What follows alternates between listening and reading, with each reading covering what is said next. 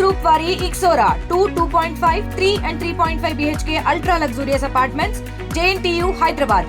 మరిన్ని వివరాలకి ఈ కింద నెంబర్ ని సంప్రదించండి. కేంద్రం కులగణన కూడా చేస్తానంటే డిసిషన్ తీసుకుంది దాని మీద కనీసం ఎప్పుడైనా తీసుకున్నారు కదా, దాన్ని కరెక్ట్గా చేస్తే బాగుంటుంది అన్నది నా అభిప్రాయం. అంటే వాళ్ళు కేంద్ర మంత్రి కిషన్ రెడ్డి చెప్తా ఉన్నారు, ఇక్కడ చేసినటువంటిది నిష్ఫలితం అయిపోయింది, ఈ రోజు మళ్ళీ కౌంట్ చేయాల్సిన పరిస్థితి.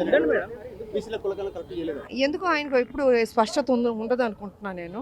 కొన్ని మంచివి స్వాగతించరు వాళ్ళు, స్వాగతిస్తే గౌరవంగా ఉంటుంది బీజేపీ వాళ్ళకని నేను తెలియజేస్తాను. మళ్ళీ చేయాలి అనేటువంటిది మాటలపైన బీఆర్ఎస్ కూడా చెప్తా ఉంది, మళ్ళీ కులగణన కాదండి, మీరు కాలయాపన చేయడానికి ఉంటున్నారు అంటే బీసీలకి మంచి జరగకూడదని ఆలోచిస్తున్నారా? ఎందుకు మళ్ళీ మళ్ళీ చేయాలని అంటున్నారు మీరు కదా? కరెక్ట్ గా జరగలేదు అంటున్నారు, బీసీల సంఖ్య జరగలేదు, కరెక్ట్గా ఎందుకు జరగలేదు అనుకుంటున్నారు? కరెక్ట్గానే జరిగింది, ఇది ఆషామాషి కాదు కదండి, కరెక్ట్గా చేశారు, పద్ధతి ప్రకారం వెళ్ళారు ఇది.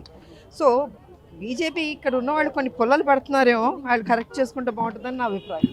కేంద్రం బీసీ కులగణన చేస్తానంటే స్టేట్మెంట్ పైన ఏం చెప్తారు? ఇప్పుడు వాళ్ళు చేస్తామంటే వాళ్ళ క్లారిటీ ఉండాలి, చేయాలనుకున్నప్పుడు వాళ్ళ క్లారిటీ ఉంటే మంచిది.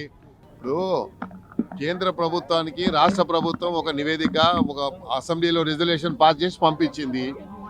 ఇప్పటిదాకా వాళ్ళ రాష్ట్రాలు, బీజేపీ పాలిత రాష్ట్రాలు ఎక్కడ ఇనిషియేట్ చేయలేదు. కాబట్టి రాహుల్ గాంధీ గారు ఏం చెప్పారు, రోల్ మోడల్గా తీసుకోండి తెలంగాణ అని అన్నారు, కులగణన జరగాలన్నారు. జరగడానికి మీకు ఎంతవరకు దీని మీద చెయ్యాలని ఉందా లేదా అని చెప్పాలి తప్ప ఒకరినొకరు విమర్శలు, ప్రతి విమర్శల వల్ల ఇది సాధించేది ఏం లేదు. జరగాలని మేము కోరుకుంటున్నాము.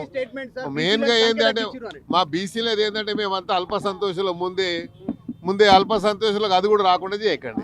మరిన్ని వీడియోస్ కోసం ఛానల్ ని సబ్స్క్రైబ్ చేయండి. లేటెస్ట్ అప్డేట్స్ కోసం వాట్సాప్ ఛానల్ ని ఫాలో అవ్వండి. ఆ లింక్ డిస్క్రిప్షన్ లో ఉంది.